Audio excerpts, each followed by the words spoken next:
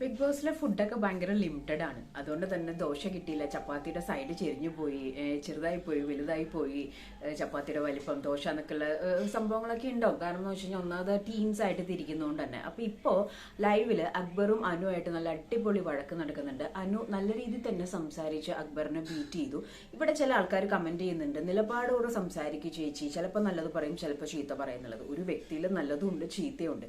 എനിക്ക് ആ വ്യക്തിയോടുള്ള ഇഷ്ടം കാരണം എന്ത് ചെയ്താലും, എന്ത് തെറ്റ് ചെയ്താലും ഒന്നും ഇഷ്ടക്കേടുകൊണ്ട് എന്ത് ശരി ചെയ്താലും അയ്യേ എന്ന് പറയാനും ശീലമില്ലാത്തതുകൊണ്ട് തന്നെ നല്ലത് കണ്ടാൽ നല്ലതും ചീത്ത കണ്ട ചീത്തയും പറയാനാണ് ഞാൻ പഠിച്ചിട്ടുള്ളത്. ഓക്കെ, അങ്ങനെ ഒരു ശീലം എനിക്കുള്ളതിൽ ഞാൻ നിങ്ങളോട് എല്ലാവരോടും മാപ്പ് ചോദിച്ചുകൊണ്ട് തന്നെ നമുക്ക് വീഡിയോയിലോട്ട് കിടക്കാം.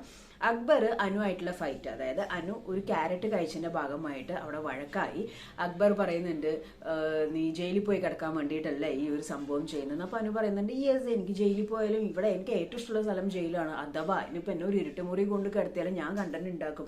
അതായത് അനുമോൾ അത് സമ്മതിക്കുന്നുണ്ട്, അവിടെ ചെന്നിരിക്കുന്നത് കളിക്കാനാണെന്നും ഗെയിം കണ്ടന്റ് ഉണ്ടാക്കാൻ വേണ്ടിയിട്ടാണ്. അപ്പൊ എവിടെ പോയിരുന്നാലും ഞാൻ കണ്ടന്റ് ഉണ്ടാക്കും, അത് എന്റെ കഴിവാന്ന് തന്നെ പറയുന്നുണ്ട്.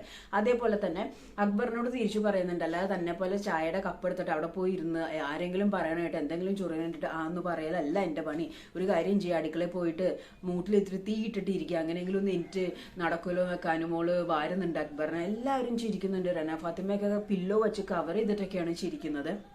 അനുമോള് പറയുന്നുണ്ട്, ഞാൻ കണ്ടന്റ് ഉണ്ടാക്കുന്നത് എന്റെ കഴിവാണ്, അതിപ്പോ എവിടെ കൊണ്ടിട്ട് കഴിഞ്ഞാലും ഞാൻ കണ്ടന്റ് ഉണ്ടാക്കും, അതിനാണല്ലോ ഞാൻ ഇങ്ങോട്ട് വന്നിരിക്കുന്നതെന്ന്. അപ്പം അക്ബർ പറയുന്നുണ്ടോ, നീ ക്യൂട്ട്നെസ് വാരി വെത്തറിക്കോ. അതെ, ക്യൂട്ട്നെസ്, എനിക്ക് ക്യൂട്ട്നെസ് ഉണ്ടെന്ന് നിങ്ങളാണോ പറയുന്നത്? അപ്പൊ ഞാൻ ക്യൂട്ട്നെസ് വാരി വെത്തറണമെന്ന് നിങ്ങൾ പറയുന്നുണ്ടെങ്കിൽ അത് എന്റെ കുഴപ്പമില്ല. അപ്പോഴേക്കും മസ്താനെ ഇടപെട്ടു, അനുവിന് മാത്രമല്ല ബാക്കി എല്ലാവർക്കും ക്യൂട്ട്നെസ് ഉണ്ട് എന്നുള്ള രീതിയിൽ.